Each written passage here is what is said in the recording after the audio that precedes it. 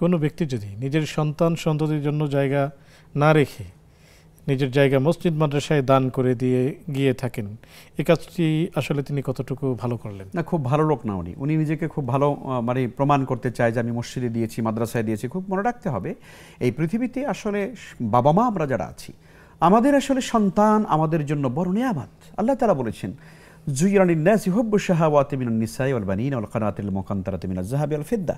আল্লাহ তাআলা আমাদেরকে সন্তানগুলো আমাদের চোখের পুত্তলি করে পাঠিয়েছেন, নয়নের পুত্তলি বানিয়েছেন। আল্লাহ দোয়া করতে বলছেন, রব্বানা হাব লানা মিন আজওয়াজিনা ওয়া যুররিয়াতিনা কুররাতা আয়ুন। তো সেই জায়গায় একজন বাবা তার সারা জীবনের কষ্টার্জিত সম্পদ, এটা তো সত্যিকারের সন্তানদের জন্য তিনি দেবেন, কোনো সন্দেহ নেই। মসজিদ মাদ্রাসা আমাদের সোসাইটিতে, আমাদের সমাজের মুসলিম উম্মার সামগ্রিক উন্নতির জন্য, তারাক্কির জন্য মসজিদ মাদ্রাসা দিনী শিক্ষা প্রতিষ্ঠান অবশ্যই দরকার। কিন্তু তাই বলে আপনি আপনার ছেলেকে বঞ্চিত করবেন, মেয়েকে বঞ্চিত করবেন, সন্তানদেরকে বঞ্চিত করে আপনি সমস্ত টাকা পয়সা মসজিদে দিয়ে যাবেন, তাহলে আপনার জন্য দোয়া করার মতো কি কেউ থাকবে না পৃথিবীতে? এটা কখনো ভালো কাজ নয়। নিশ্চয়ই এরকম অনেক বাবা আছে যারা সন্তানদের প্রতি ক্ষিপ্ত হন, ক্ষিপ্ত হয়ে তারপরে মসজিদ মাদ্রাসা সব দিয়ে। আপনি যে কোনো কারণে ক্ষিপ্ত হতে পারেন, রাগান্বিত হতে পারেন, সন্তানদের সঙ্গে পিতা মাতার কি মতের দ্বৈততা হতে পারে, মতভিন্নতা হতে পারে, ঝগড়া বিবাদ হতে পারে। তাই বলে বাবা তার সমস্ত সম্পত্তির সন্তানদেরকে বঞ্চিত করে মসজিদ মাদ্রাসা দিনী শিক্ষা প্রতিষ্ঠানে দিয়ে যাবেন, এটি কখনো কোনো মুসলিমের জন্য ভালো কাজ নয়।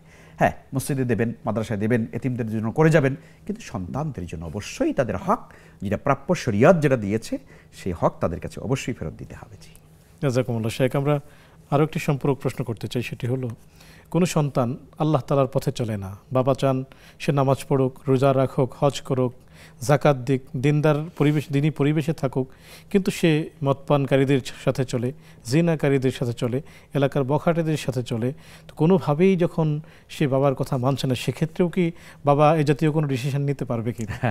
দেখুন, অবশ্যই সন্তান যখন এভাবে অন্যায় পথে চলে, বাবার দায়িত্ব হচ্ছে সন্তানকে সর্বোচ্চ চেষ্টা করা। ইয়া আইয়ুহাল্লাযীনা আমানু কু আনফুসাকুম ওয়া আহলিকুম নারা, তোমরা নিজেরা বাঁচো জাহান্নামের আগুন থেকে, সন্তানদেরকে, আহালকে, পরিবারকে জাহান্নামের আগুন থেকে বাঁচাও। কাজেই বাবার সর্বোচ্চ ত্যাগ থাকবে সন্তানদেরকে জাহান্নাম থেকে জান্নাতের দিকে নিয়ে আসা। কিন্তু যদি কেউ এরপরও না আসে, বাবার দায়িত্ব নেই, লা তাজিরু ওয়াজিরাতুন ওয়িজরা উখরা।